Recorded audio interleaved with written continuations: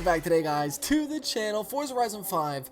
We are back today with another episode of the preview build. Huge thank you to Playground Games and Turn 10 for allowing this footage to go up for today. But I figured let's have a full look at the car list. And I don't know if this is the exact full list from start to finish, but I do believe there is, what, 426 cars confirmed in here. And I will say, from first impressions looking at the car list, I'm not going to go in detail at every single car and stuff like that, but I will point out a few of them that I do like in general and just catch my eye, because there is a lot of them. We're going to go fairly quickly through this. It's not going to be a huge video, but I did just scroll through quite fast when I was going through it, just to kind of, have a quick look at them, because it did take about 9 minutes or so to go through the whole car list, which is absolutely crazy. But there is a handful of new vehicles, not as many as I would like specifically, but hopefully though this year we do get a lot more cars with the car packs, with the season passes and all that stuff. So I'm really hoping for some big things on the DLC side of things.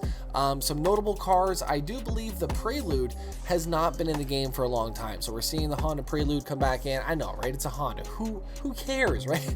But some of these cars, these older cars, we're getting back into the game. People want to see, right? And that's really the biggest thing, is bringing a lot of these older vehicles into Forza. I think is the key to making a lot of these fans happy, right? That's just my personal thought. Let me know yours down below. But we still do not have the G35 in the game.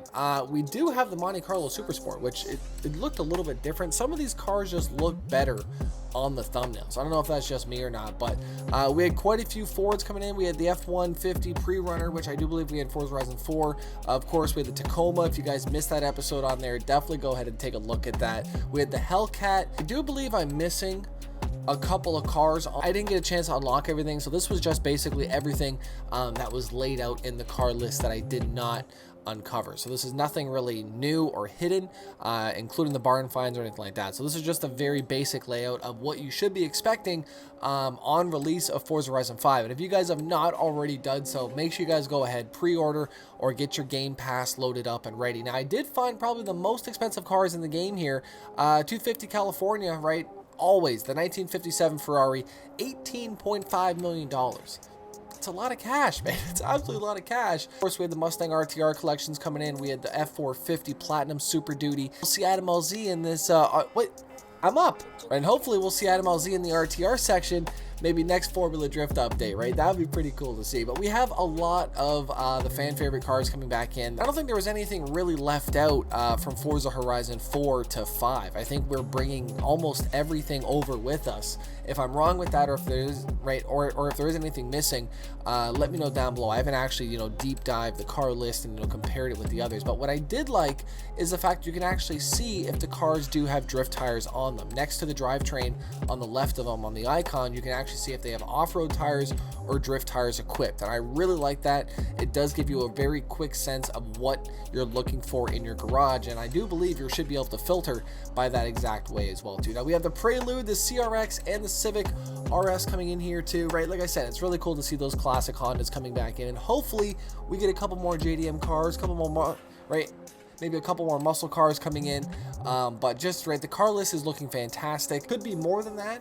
I don't know if that is the combined total with everything unlocked, but I mean, like I said, I'm liking everything that I'm seeing from Forza Horizon 5. The car list is looking fantastic. I know there was a lot of cars that people are really excited for. The Valhalla, the Aston Martin 1. Now, some of the cars do have the capability to switch from race to sport mode, and I hope to see that, and I really hope that Forza does keep that trend with other cars moving down the road, and maybe that'll be a thing. Now we also had the 73 Range Rover.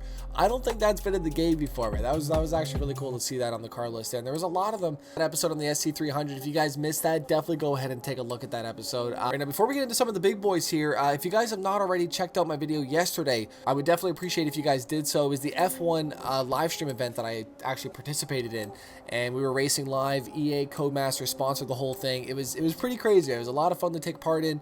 It was my POV during the race as well too. So if you guys missed that, would definitely appreciate if you went over there, slap the like button on it, come back, right? I appreciate it, right? McLaren though, we're getting into some of the heavyweights here. Like I said, the 720S Spider.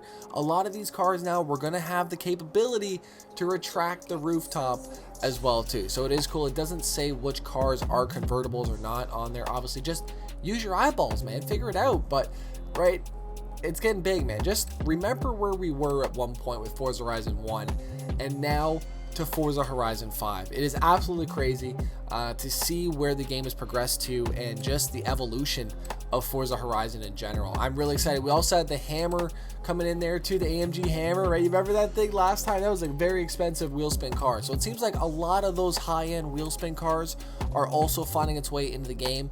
I don't know offhand about what the actual Forza edition cars are. I'm excited to find out with the wheel spins. That is obviously one of the biggest things. The wheel spins are going to be huge this time around, and we're going to see what's going to be rare in those spins. I don't believe the Crown Vic. I'm pretty sure we passed the Crown Vic. It is a purchasable car in the list, so you don't have to worry about having to spin it a bunch to get the Crown Vic anymore, right? So some of the cars that were super rare moving into Forza Horizon 5 are no longer rare, and I think that's, you know, for sure fitting. It's a new game. A lot of those cars should be able to be purchased now. Finally, the fact that they were in the wheel spins for so long, I want to have more than one Crown Vic in my garage, right? That's all I'm saying. I don't want to have to spend 15, 20 mil to get another one, right? So I'm really happy that a lot of those cars are now purchasable and we can just have our fun with them. Some of these, like I said, you know, the GTO, that was a festival vehicle for so long. We can only have one of them.